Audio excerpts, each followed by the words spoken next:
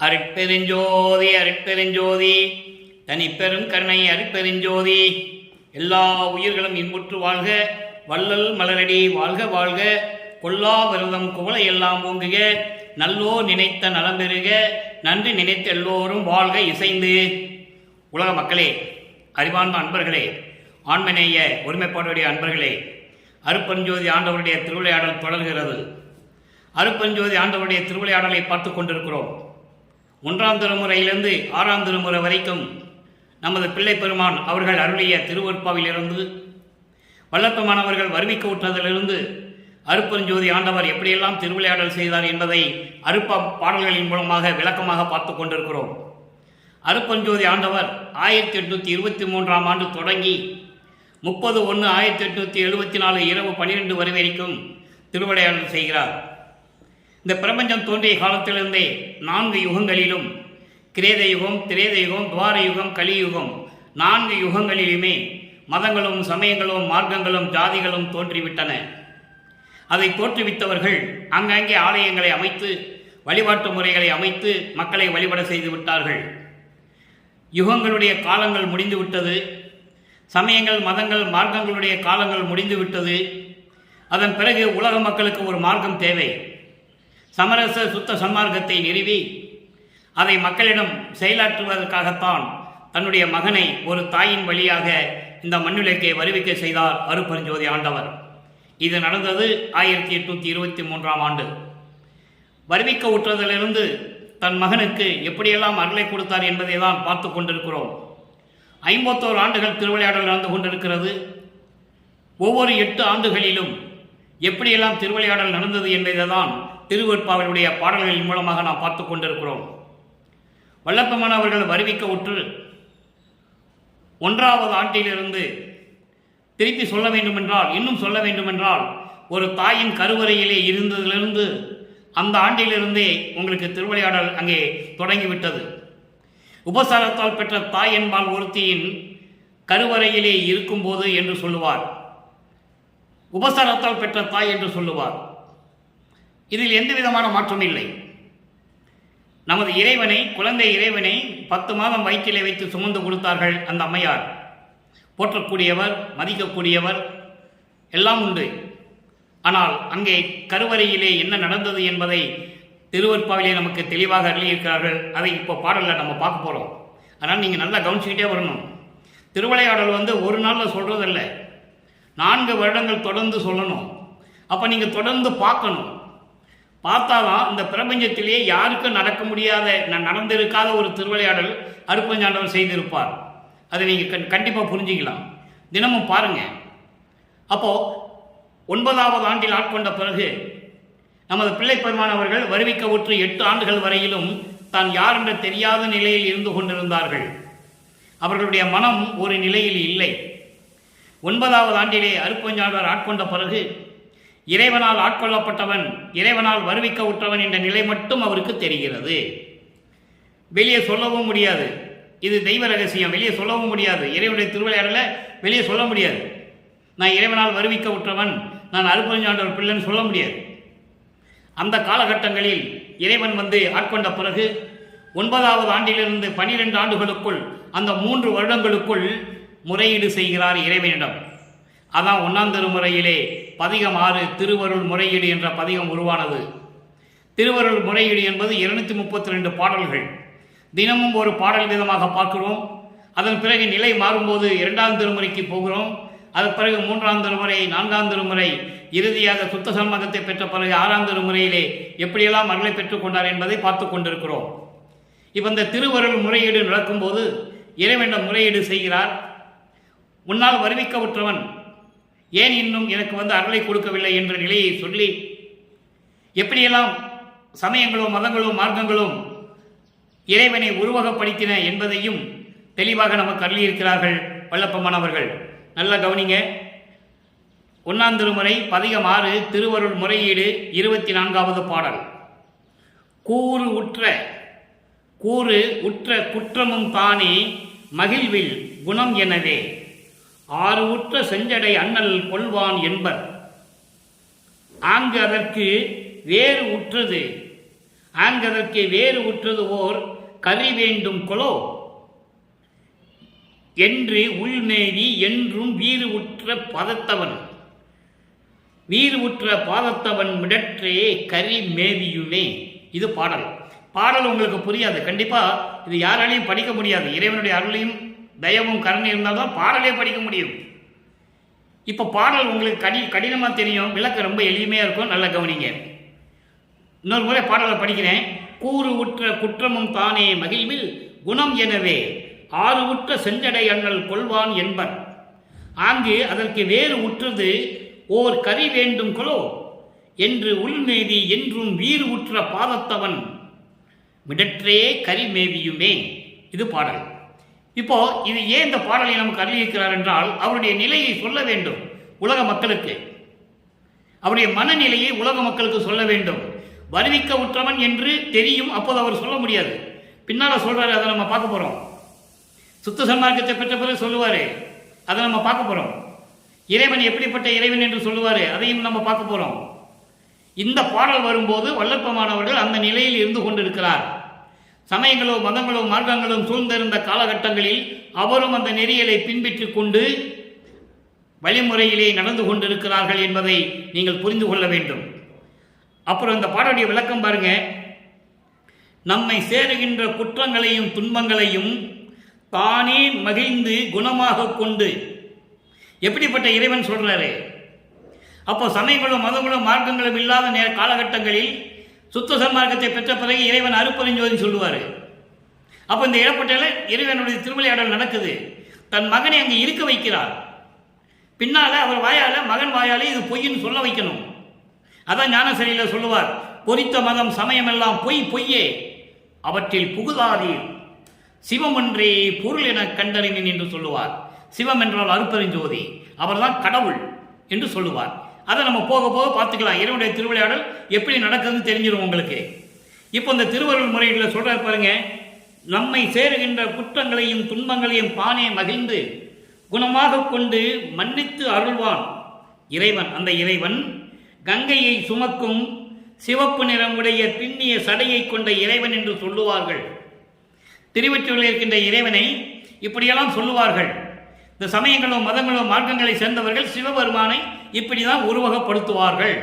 4 யுகங்களிலுமே அதான் நடந்து கொண்டிருந்தது. இப்பவும் இன்னும் மாறலை, நடந்து கொண்டுதான் இருக்குது. அதை மாற்றணும். இப்போ நம்ம சுத்த சன்மார்க்க காலத்தில் இருக்கிறோம், ஒளி யுகத்தில் இருக்கிறோம்.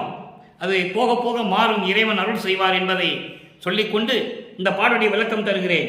அப்படி இருக்கும்போது அதற்கு வேறு ஒரு சாட்சியாக இருக்க வேண்டும். வேறு ஒரு காரணம் இருக்கும்ல, காரணம் வேணும். நம்மளை சேருகின்ற குற்றங்களையும் குணங்களையும் குணமாக கொண்டு தானே மகிழ்ந்து ஏற்றுக்கொண்டிருக்கின்ற இறைவன். அப்போ அதற்கு சாட்சி சொல்லணும். அதாவது ஒரு எடுத்துக்காட்டு, உதாரணம் சொல்லணும். அதுக்கு சொல்றாரே, அப்படி சாட்சியாக சொல்ல வேண்டும், இருக்க வேண்டும் என்பதற்காகவே, தேவர்களை காக்க வேண்டும் என்பதற்காகவே விஷம் உண்டான். பார்க்கடலை தேவர்கள் ஒரு பாம்பை வைத்து கடையும் போது அமுதம் வருகிறது. அந்த அமுதத்திலே அந்த பாம்பு விஷத்தை கக்குகிறது. தேவர்கள் வருந்துகிறார்கள். என்ன செய்வதென்றே திகைத்துக் கொண்டிருக்கின்ற போது சிவபெருமான் அந்த விஷத்தை எடுத்து தான் உட்கொண்டு கழுத்திலே நிறுத்திக் கொள்ளுகிறான். அதான் நீலகண்டன் என்று சொல்லுவார். அப்படிப்பட்ட இறைவன், அதனால் அவன் கழுத்து கருப்பு நிறமாக மாறியது. அப்படிப்பட்ட இறைவன் என் உள்ளத்தில் இருந்து, அப்படிப்பட்ட இறைவன் என் உள்ளத்தில் இருந்து கொண்டிருக்கிறான். ஏன்னா இறைவனால் ஆட்கொள்ளப்பட்டவன்.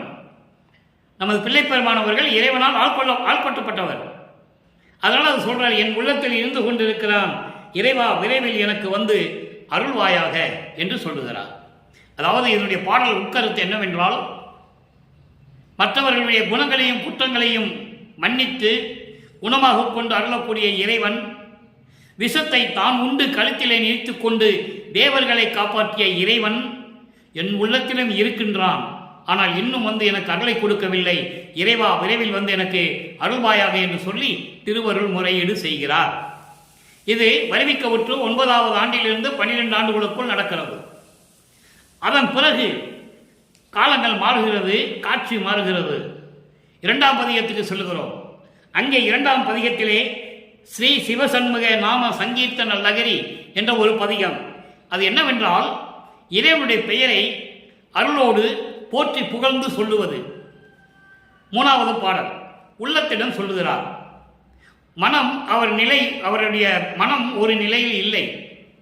இறைவனால் வருவிக்கவுற்றவன் என்ற நிலை தெரிந்துவிட்டது. அதன் பிறகு இறைவன் எந்த அருளையும் கொடுக்கவில்லை. அந்த காலகட்டங்களில் திருவொற்றியூரில் இருக்கின்ற தியாகராஜ பெருமானுக்கு செல்ல வேண்டும், அந்த கோயிலுக்கு திருவொற்றியூருக்கு செல்ல வேண்டும். அதை உள்ளத்திடம் சொல்லுகிறார். உள்ளத்திடம் எப்படியெல்லாம் சொல்லுகிறார். உள்ளம் எப்படி அலை பாய்கிறது, மனக்குரங்கு என்று சொல்லுவார். குரங்கு போன்று தாவி தாவி செல்லக்கூடிய மனதை எப்படி அடக்க வேண்டும் என்பதற்காக இந்த பதிகம் உருவானது.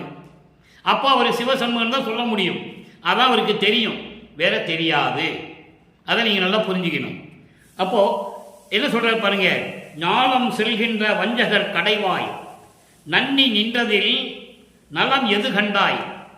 மனதிடம் சொல்லுகிறார், உள்ளத்திடம் சொல்லுகிறார். ஞானம் என்கின்ற வஞ்சகர் கடைவாய் நன்னி நின்றதில் நலம் எது கண்டாய். காலம் செல்கிறது, எழுது என் நெஞ்சே. நேரம் போய்கிட்டே இருக்கு, தூங்கிட்டு இருக்க என் மனமே, எழுந்திரு. கருதும் ஒற்றியம் கடிநகருக்கு ஏகி கோலம் செய் அருள் சண்முக செய்வோம் குழகவோ என கூவி நம் துயராம் ஆழம் சொல்வதும் ஐயூரே.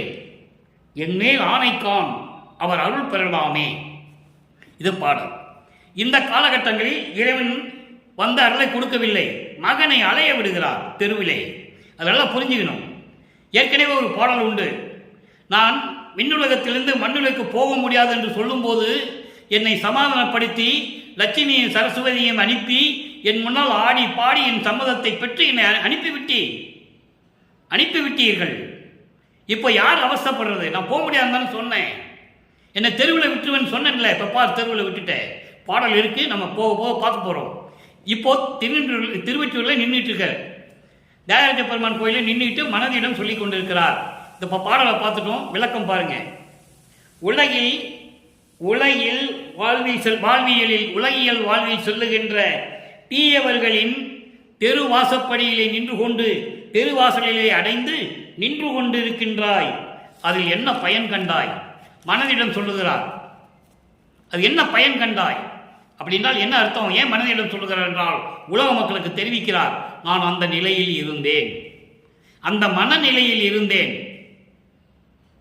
அப்போ நேரம் வீணாக போய்கொண்டிருக்கிறது, எழுந்திரு மனமே, நாம் திருவொற்றியூருக்கு போகலாம்.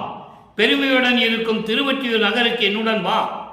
அங்கே அழகான வாழ்க்கையை தரக்கூடிய அருளை பெறுவதற்காக சண்முக சிவவோம் இறைவா என்று அழைத்து நம்முடைய விஷத்தை விட கொடுமையான துயரங்களின் நிலையை சொல்லுவோம். சந்தேகம் வேண்டாம், தயக்கம் வேண்டாம், இது என் மேல் ஆணை, இறைவனின் அருளை நாம் பெறலாமே என்று சொல்லுகிறார். மனம் அலைபாய்கிறது, மனதை கட்டுப்படுத்த வேண்டும், அதை உலக மக்களுக்கு சொல்ல வேண்டும். வருவிக்க உற்று 13வது ஆண்டிலிருந்து நான் பட்ட கஷ்டங்கள் எப்படி இருக்கின்றதை திருவருட்பாவில் சொல்லுவார். அவ்வளவு துன்பங்களையும் துயரங்களையும் படும்படி இறைவன் திருவிளையாடல் செய்து கொண்டிருக்கிறார்.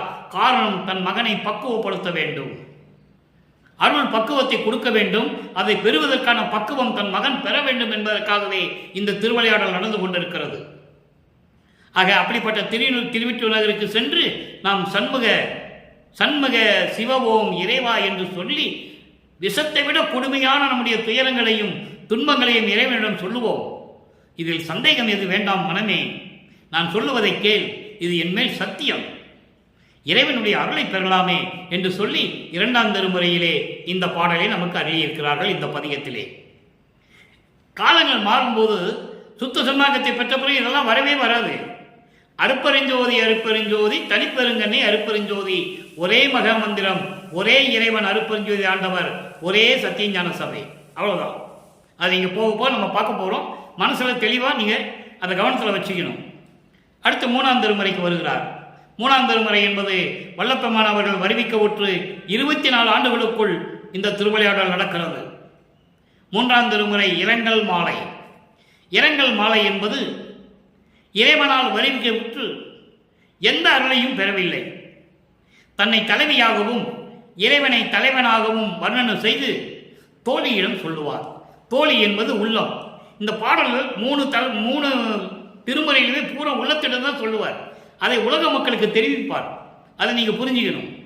அப்போ இந்த இரங்கல் மாலையில என்னென்ன சொல்றாரு? தலைவி தலைவனை பார்க்க முடியவில்லை, தலைவன் வந்து பார்த்து போயிட்டாரு, திரும்பி வரல. அந்த நிலையை தோழியிடம் சொல்லுகிறார். உலகியலிலே ஒரு பெண் காதலிக்கும் போது தன்னுடைய காதலை தோழியிடம் சொல்லுவாள். அந்த நிலைக்காகத்தான் இந்த பாடலை நமக்கு அருளியிருக்கிறார்கள். இப்போ உள்ளத்திடம் தோழியிடம் என்ன சொல்லுகிறார் பார்ப்போம். கஞ்சன் அறியார், நல்லா கவனிக்கணும். பிரபஞ்சத்தின் உண்மை ஃபுல்லாக இந்த பாடலில் இருக்கும், முழுவதுமாக விளக்கம், பெரிய விளக்கம். நானே சுருக்கி சுருக்கி சொல்லிட்டு இருக்கேன். கஞ்சன் அறியார் ஒற்றியனார், கண் மூன்று உடையார், கனவிலும் வஞ்சம் அறியார், எந்தனக்கு மாலையிட்டது ஒன்று அல்லால். நான் ஏற்கனவே அந்த விளக்கம் கொடுத்திருக்கிறேன். மாலையிட்டது என்று ஏன் சொல்லுகிறார் என்றால், தன்னை ஒரு பெண்ணாக உருவகப்படுத்தியதனால் மாலையிட்டது என்று சொல்லுகிறார், ஆட்கொண்டதை சொல்லுகிறார். மாலையிட்டது ஒன்று அல்லால் மஞ்சம் அதனில் என்னோடு மருவி இருக்க நான் அறியேன், கொஞ்சம் மதினேர் முதலாய் என் குறையை எவருக்கு கூறுவேனே. இது பாடம்.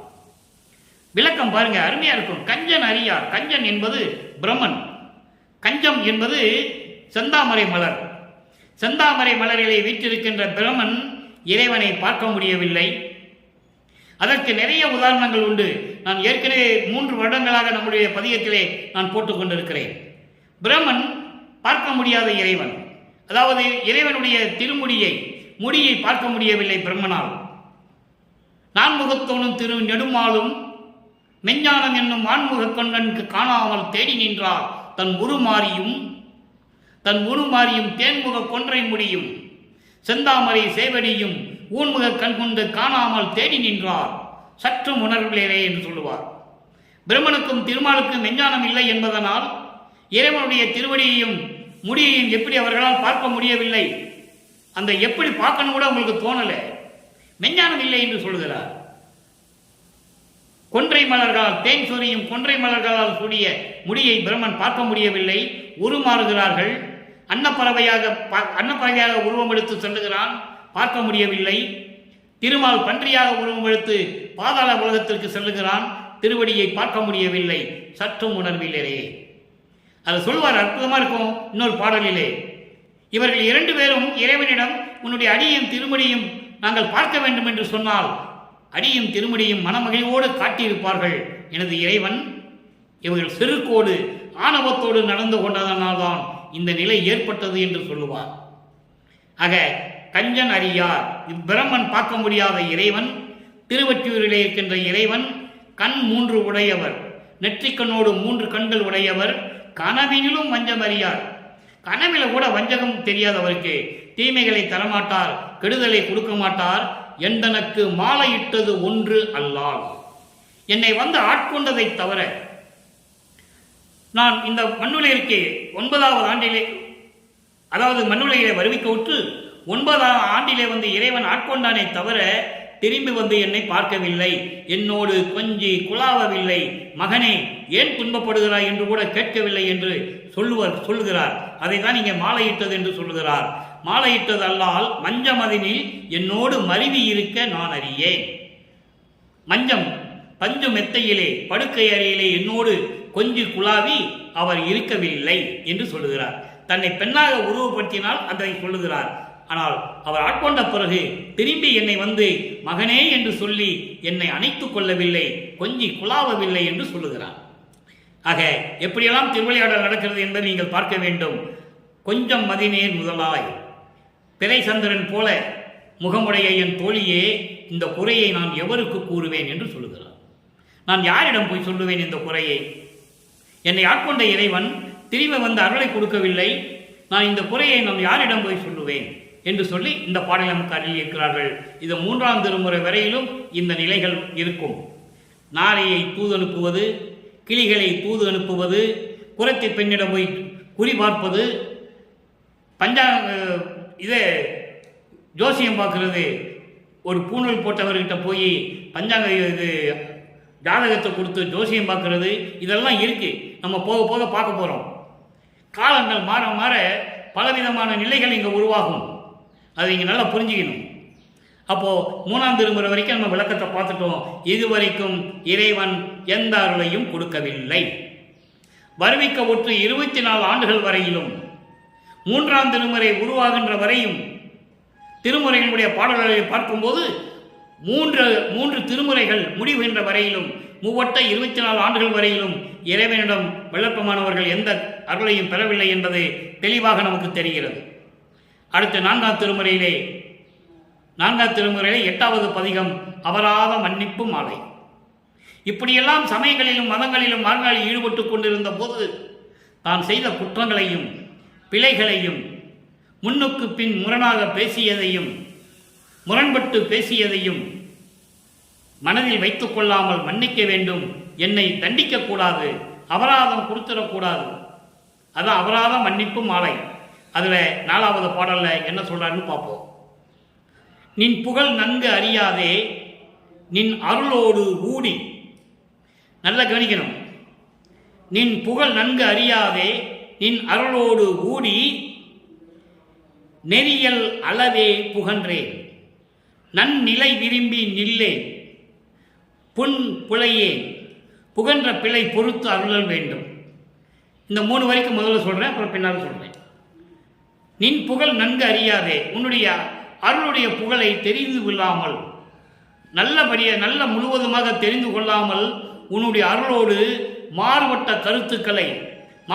கருத்துக்களை ஒழுக்கம் இல்லாததையே சொல்லிக் கொண்டிருந்தேன். அதையெல்லாம் சொல்லிக்கிட்டு இருக்கேன், முரண்பட்டு சொல்லிக்கிட்டு இருக்கேன். உன்னுடைய அருளை முரண்பட்டு சொல்லிக்கிட்டு இருக்கேன் என்றால் அங்கே சமயங்களிலும் மதங்களிலும் மார்க்கங்களிலும் முரண்பாடு இருந்தது, வேறுபாடுகள் இருந்தது. ஒவ்வொரு சிவன் கோயிலுக்கும் ஒரு வழிபாடு, ஒவ்வொரு இடத்துலையும் ஒரு உருவம், எல்லாமே வேறுபாடுகள், வழிபாட்டு முறைகள் வேறுபாடுகள். அப்படி வேறுபாட்டு கொண்டிருந்த போது நானும் உன்னுடைய அருளோடைய புகழை தெரியாமல் உன்னுடைய அருளோடு மாறுபட்டு வேறுபட்டு வழக்கத்திற்கு மாறாக ஒழுக்கம் இல்லாமல் நான் பேசிக்கொண்டிருந்தேன். நல்ல நிலையை விரும்பி நான் இருக்கவில்லை, நல்ல நிலையை பெற வேண்டுமே என்ற எண்ணம் எனக்கு அப்போ இல்லை. புன்புலையே இழிந்த நிலையில் இருந்தவன், தவறுகளை செய்து கொண்டிருந்தவன். அப்படிப்பட்ட நான் சொல்லிய தவறுகளை எல்லாம் மன்னித்து எனக்கு அருள வேண்டும் என்று சொல்லுகிறார். அடுத்து சொல்றார் பாருங்க. பூரண சிவனே மெய்ப்பொருள் அருளும் புனிதா, பரிபூரணமாக பிரபஞ்சத்தில் விளங்கி கொண்டிருக்கின்ற சிவனே. அப்போ தான் அவர் சொல்லணும். அப்போ அவர் அருட்பெருஞ்சோதி சொல்ல முடியாது. நல்லா நீங்கள் புரிஞ்சுக்கணும். அப்போ அருட்பெருஞ்சோதி அவருக்கு தெரியாது, அப்போ சுத்த சன்மார்க்கம் அவருக்கு தெரியாது. அப்போ பரிபூரணமாக விளங்கி கொண்டிருக்கின்ற சிவனே மெய்ப்பொருள் அருளும் புனிதா, மெய்ப்பொருளை கொடுக்கக்கூடிய புனிதமானவனே, என் உடை அந்நாள் இரவில் எழுந்தருளி அளித்த என் குருவே. இப்போ 4ஆம் திருமுறையில் தான் ஒவ்வொரு அருளையும் கொடுத்துட்டு இருக்காரு. நம்ம ஏற்கனவே பார்த்தோம். பிரசாத மாலையில திருநூறு வேண்டான்னு சொன்னது, அதுக்கு பதிலாக திருநூறு பையிலிருந்து பூ எடுத்து அருள்மண பூ கொடுத்தது, சுடர்மண பூ கொடுத்தது, செழுமண பூ கொடுத்தது, எல்லாம் ஒவ்வொன்றும் நம்ம விளக்கமாக சொன்னோம். அதை பார்க்காதவங்க, அதுக்கு தெரியாதவங்க நம்ம பதியத்தில் பார்த்துக்கங்க, விளக்கமாக சொல்லியிருக்கு. திருப்பி சொல்ல முடியாது, நமக்கு நேரம் இல்லை. இதுக்கே 4 வருஷம் ஆகும் இறைவனுடைய அருளை சொல்கிறதுக்கு, அவருடைய திருவிளையாடல் சொல்கிறதுக்கு. அப்போது அந்த நாள் இரவில், ஒரு நாள் இரவில் என் பக்கத்தில் வந்து என் புடை அப்படின்னா என் பக்கத்தில் வந்து ஒரு நாள் இரவில் என் முன்னால் எழுந்தருளி ஒரு அருள் கொடையை அளித்த என் குருவே. அப்போ இறைவனுடைய திருவிளையாடல், அங்கே ஒரு திருவிளையாடல் நடக்கிறது 4வது எட்டிலே. 4வது எட்டு என்பது 4×8 = 32 25வது ஆண்டிலிருந்து 32 ஆண்டுகளுக்குள் 8 ஆண்டுகளுக்குள் எப்படியெல்லாம் திருவிளையாடல் நடந்தது. இது பாடலிலே, இப்போ நம்ம பார்க்க பாடலில் இல்லாத ஒரு திருவிளையாடல் அன்பு மாலையிலே இருக்கிறது, அருட்பிரகாச மாலையிலே இருக்கிறது. நனக்கொடி அம்மையாருக்கு தாலி கட்டியது, அது ஒரு திருவிளையாடல். அது பெரிய விளக்கம் இருக்கிறது, அதை நான் பின்னால் சொல்கிறேன். இப்போ மட்டும் இந்த காலகட்டங்களில் இந்த திருவிளையாடல் நடந்தது. நனக்கொடி அம்மையாருக்கு தாலி கட்டியது, ஏமசித்தியை வாங்கியது, அதன் பிறகு அருள்கொடை என்பது சில விளக்கங்கள். அது என்ன விளக்கங்கன்றது சுத்த சன்மார்க்கத்துக்கு வந்து தான் சொல்லுவார். இங்கே அருள்கொடைன்னு மட்டும் தான் சொல்லுவார். அது இங்கே நல்லா புரிஞ்சுக்கணும். இங்கே என்னென்ன அருள்கொடை சொன்னாரோ அது சுத்த சன்மார்க்கத்துக்கு வரும்போது அந்த பாடலிலே என்ன அருளை பெற்றுக்கொண்டார்னு சொல்லுவார். அப்போ அந்த மாதிரி அருள்கொடையை கொடுத்த என் குருவே, என் 2 கண் இலங்கிய நன்மணியே, எனது 2 கண்கள் போன்று விளங்கி கொண்டிருக்கின்ற என் கண் மணிக்குள் இருக்கின்ற கண்மணியே. அப்படிப்பட்ட இறைவனே, அன்புடையார் இன்படையும் அழகிய அம்பலத்தே, ஆத்தாளும் அப்பனுமாய் கூத்தாடும் பதியே, அம்மையுமாக அப்பனுமாக அம்பலத்திலே அருளனம் செய்து கொண்டு அன்பர்களை மகிழ்வித்துக் கொண்டிருக்கின்ற இறைவனே என்று சொல்லி இந்த பாடலை அருளியிருக்கிறார்கள்.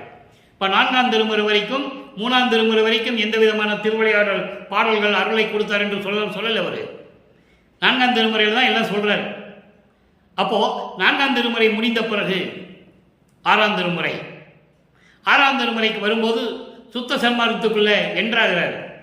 அப்போ சுத்த சன்மார்க்கத்துக்குள்ள என்றாகும் போது இந்த சமயங்களிலும் மதங்களிலும் மார்க்கங்களில் இருந்த போது தான் செய்த தவறுகளை எல்லாம் மன்னிக்க வேண்டும் எப்படி சொல்லுகிறார்?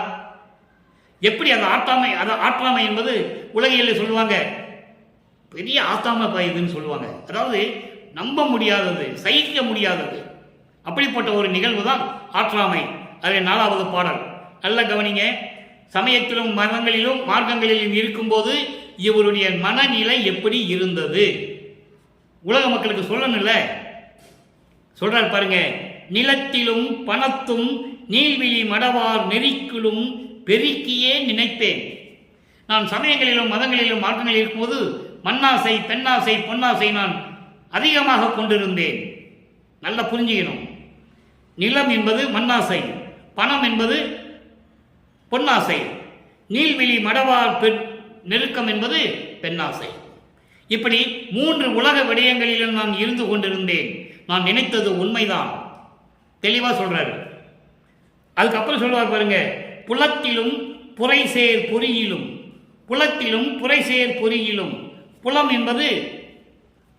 என்பது 5 புலன்கள்: ஒளி, ஒளி, சுவை, உணர்வு, நாற்றம். இந்த 5 புலத்திலும் 5 பொறிகளும் கண், காது, மூக்கு, வாய், மெய். புலத்திலும் பொறியிலும் மனதை போக்கி அங்கே மனதை செலுத்தி வீண் போது போக்குருவேன். வீணாக நாட்களை கடத்தி கொண்டிருந்தேன். எப்போ? சமயங்களிலும் மதங்களிலும் மார்க்கங்களில் இருக்கும்போது உலக விடயங்களிலே ஆசைப்பட்டு நான் இருந்து கொண்டது உண்மை. அதன் பிறகு இந்த 5 புலத்திலும் 5 பொறிகளிலும் நான் நாட்டம் கொண்டு மனதை அதை செலுத்தி வீணாக பொழுது கழித்துக் கொண்டிருந்தேன், நாட்களை கடைத்துக் கொண்டிருந்தேன். நலத்தில் ஓர் அணுவும் நன்னிலே,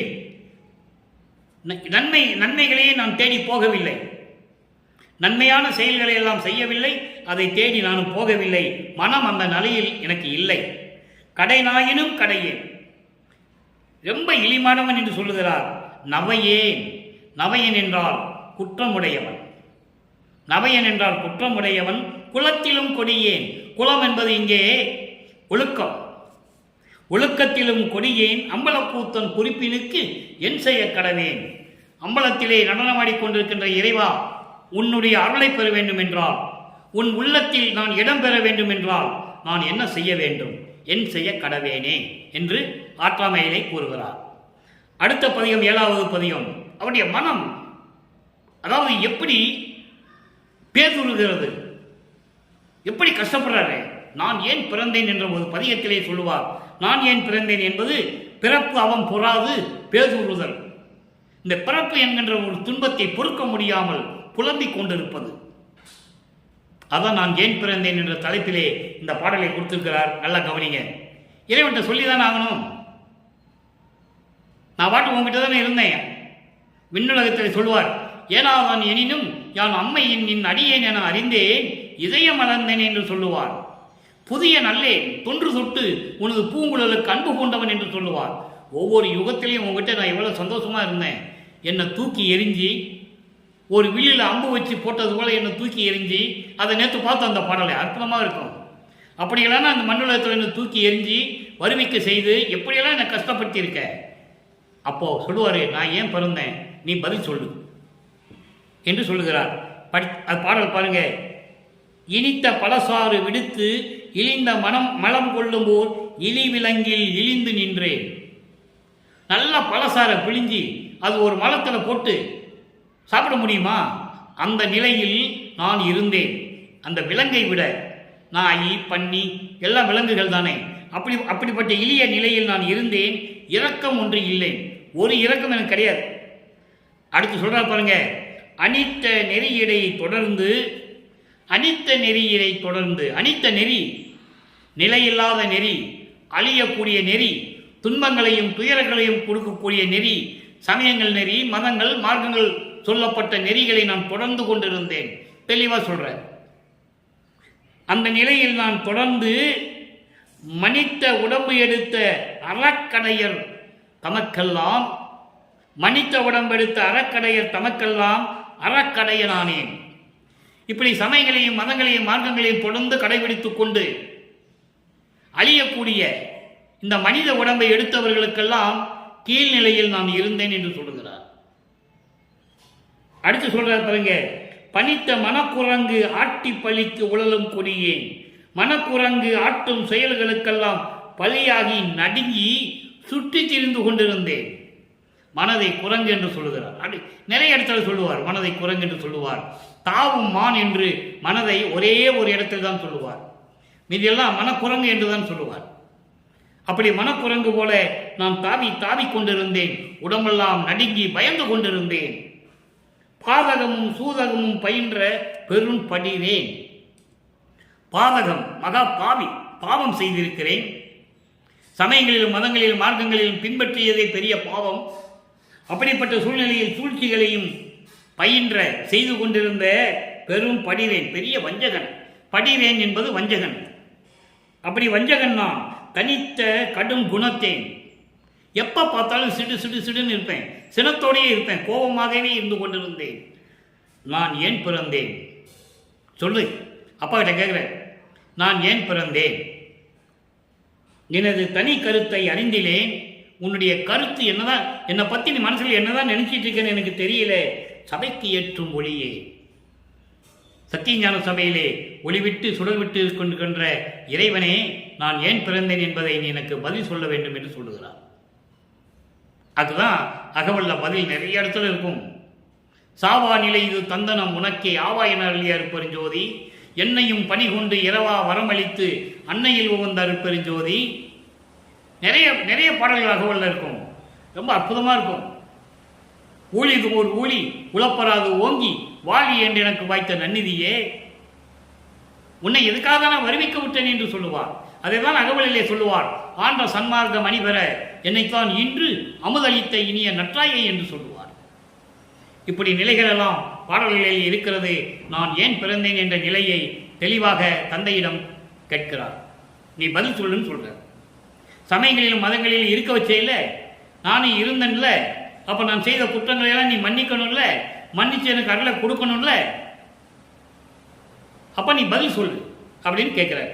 அடுத்து பதிகம் 10 அடியார் பேரு 1வது பாடல். அடியார் பேரு ஒவ்வொரு பாடலிலும் ஒவ்வொரு பதியத்திலும் அந்த திருவிளையாடல் எப்படி நடந்தது தொடர்ந்து பார்த்துட்டு இருக்கோம். ஆறாவது பதியத்தில் ஆற்றாமை, 7வது பதியத்தில் நான் ஏன் பிறந்தேன் கேட்கிறாரு. அப்புறம் 10வது பதியத்திலே அடியார் பேரு 1வது பாடல். அடியார் வர்த்தம் தன்னை கண்டு, இங்கு அடியார் என்பது சாதுக்கள், சுத்த சன்மார்க்கத்தை சேர்ந்த சாதுக்கள், அன்பர்கள், கொலையும் புலையும் தவிர்த்த அன்பர்கள், சைவ நெறியில் இருந்து கொண்டிருக்கின்ற அன்பர்கள். அதை தான் இங்கே சொல்றாரு, அடியார்கள் சொல்றாரு. அவர்களுடைய வருத்தத்தை கண்டு தரியார், சகிக்க மாட்டார். ஆக சுத்த சன்மார்க்கத்தில் இருக்கணும். கொலையும் புலையும் தவிர்த்து இருக்கணும். உயிர்களை கொலை செய்வது, மாமிசத்தை, அந்த பிண்டத்தை, பிணத்தை உண்பது, இந்த நிலையிலிருந்து மாற வேண்டும். இவர்கள் துன்பப்படுவதை பார்த்தால் இறைவன் சகித்து கொள்ள மாட்டார். யாரு? அருப்பெருஞ்சோதி ஆண்டவர். சுத்த சன்மார்க்கத்துக்கு வரும்போது அருப்பெருஞ்சோதி. அந்த நிலைகளெல்லாம் மாறி வந்து கொண்டிருக்கிறது. இறைவனுடைய திருவிளையாடல் தொடர்ந்து கொண்டிருக்கிறது. அப்புறம் சொல்றாரு, தரியார் இன்பம் அளித்திடுவார், எல்லா இன்பத்தையும் கொடுப்பார். வடியா கருணை பெருங்கடலா, குறையாத கருணை கடல். வடியா என்பது குறையாத, வற்றாத பெருங்கடல், கருணை கடல், பெரும் கருணை கடல். அப்படிப்பட்ட இறைவன் என்று பெரியவர் சொன்ன வார்த்தையெல்லாம் உண்மைதான். பெரியவர்கள் இப்படியெல்லாம் சொன்னாங்க. நான் அதை கேட்டுட்டு தான் இருந்தேன். நெடியாருக்கு அறியார், நெடியார் என்பது திருமால், நெடுமால். திருமாலுக்கு காண முடியாத இறைவன். அதிலே பிரம்மனை சொல்லுவார், இங்கே திருமாலை சொல்லுவார். 2 பேரை சேர்ந்து 6ஆம் திருமலை சொல்லுவார். அயனும் மாலும் துருவி நிற்க எனக்கே அடிமுடிகள் காட்டுவித்து அடிமை கொண்ட பதியே. தெளிவாக சொல்லுவாரே. ஆறாம் முறையில் பாடல் இருக்கு. நம்ம போக இந்த பாடலை பார்க்க போறோம். அதாவது சென்ற யுகங்களிலே நான் பெற்ற அருளை கூட யாரும் இதுவரை பெறவில்லை என்று சொல்லுவார். திருமாலுக்கு அறிய முடியாத இறைவன் என்று சொல்லுவார். அதை ஏற்கனவே உதாரணம் உங்களுக்கு நான் சொல்லிட்டேன். இப்படிப்பட்ட இறைவன் கொடியேன் என் ஒருவன் தன்னையும் நீக்கியது நியாயமா? நீ நெடுமாளுக்கு திருமாலுக்கு நீ யாருன்னு தெரியாம இருக்கலாம், அவர் பார்க்க முடியாம இருக்கலாம். ஆனா என்ன நீ அப்படி செய்யலாமா? ஒவ்வொரு யுகத்திலையும் நீ எப்படியெல்லாம் என்னை வச்சிருந்த, எவ்வளவு அன்பா இருந்த உங்ககிட்ட. சென்ற யுகங்களிலே நான் பெற்ற அருளை கூட இப்பொழுது நான் பெற முடியவில்லை. நீக்கியதோ கடியா கொடும பாவகன் முன்கண்ட பரிசும் கண்டிலனே. அதான் முன்கண்ட பரிசு. முன்கண்ட பரிசு என்றால் என்ன? சென்ற யுகங்களிலே உன்னிடம் எவ்வளவு அருளை பெற்றுக் கொண்டிருந்தேன், அதை கூட இப்போ என்னால் பார்க்க முடியல, நீ எங்கே இருக்குன்னு எனக்கு தெரியல அப்படின்னு சொல்லி இந்த பாடலில் நமக்கு அருளி இருக்கிறார்கள். அடுத்து தனித்திரு அலங்கள். நல்ல கவனிங்க. தனித்திரு அலங்கள் 110வது பதிகம். இறைவன் சுத்த சன்மார்க்கத்தை கொடுத்தாச்சு, இறைவனுடையகளை பெற்றாச்சு. அதை எப்படி சொல்றார்?